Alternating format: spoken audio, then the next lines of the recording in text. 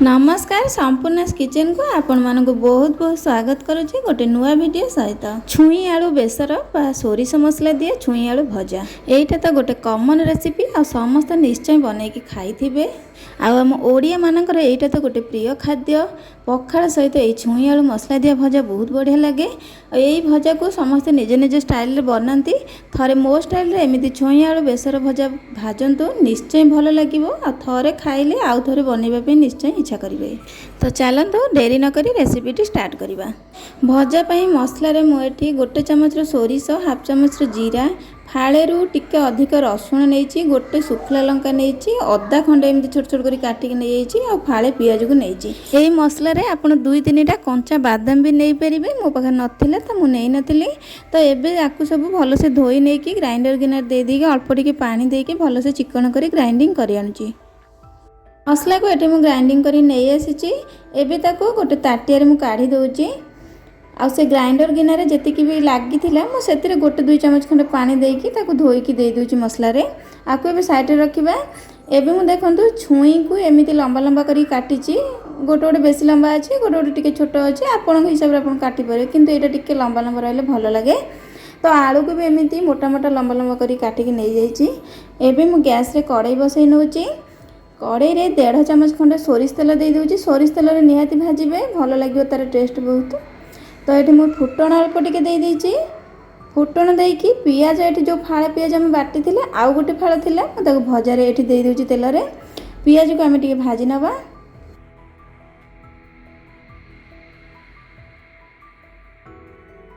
पियाज टिके भाजी होला परे गोटे मीडियम साइज रे टमाटो को एमिति लंबा लंबा करी काटी पके देबा। टमाटो को भी टिके भाजी नबा। भाजी नेला परे आम गुंड मसला दबा। तो ये टमाटो आमर टिके भाजी हो गलानी। एबे मु सेतिरे हाफ चमच टिके अधिक हळदी गुंड देइची।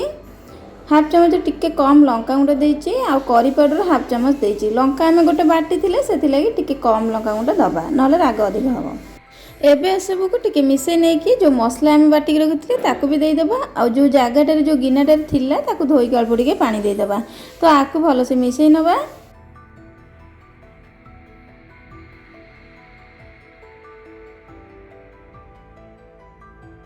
मिसे नहीं कि एबे आमे जो आलू काटिक रखिथिले फास्ट आलू को दे देबा। आलू रे आमे लूण स्वाद अनुसार दे देबा।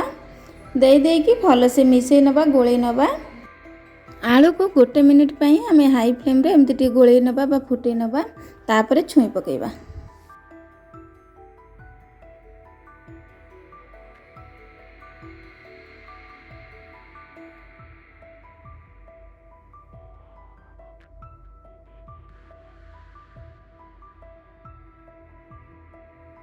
एबे आमे छुई को एमिति मझिरे टिके दाबिला भलिया करिकी सब जांको छुई को देई दबा। एमिति मझिरे ता ऊपर टिके लूण दे देले माने छुई भीतर को लूणटा भलो से जीवो, सेतले ऊपर टिके लूण दे देकी एमिति आमे आलू को मसला को घोड़ेला भलिया करिकी घोड़ेई नबा ताको सिजिबा पई। बेसी खड़िया बजेबिनी नहले कोन सेटा राईगणिया लागिवो छुईटा। तो एमिति करिकी आमे घोड़ेई नबा।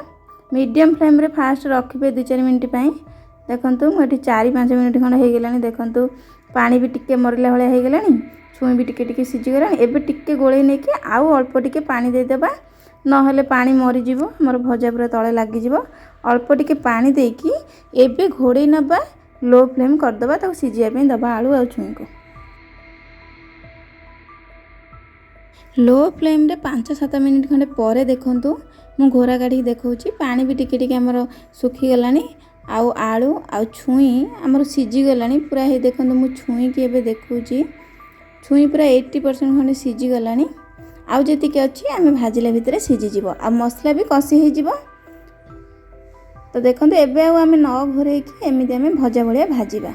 एबे आमे लो टू मीडियम फ्लेम करिकी 7-8 मिनिट पर्यंत भजा भलिया पूरा भाजिबा। एमिति तळे लागि गले आपण एमिति खड़िका रे कोरी कोरी कि एमिति भाजिबे।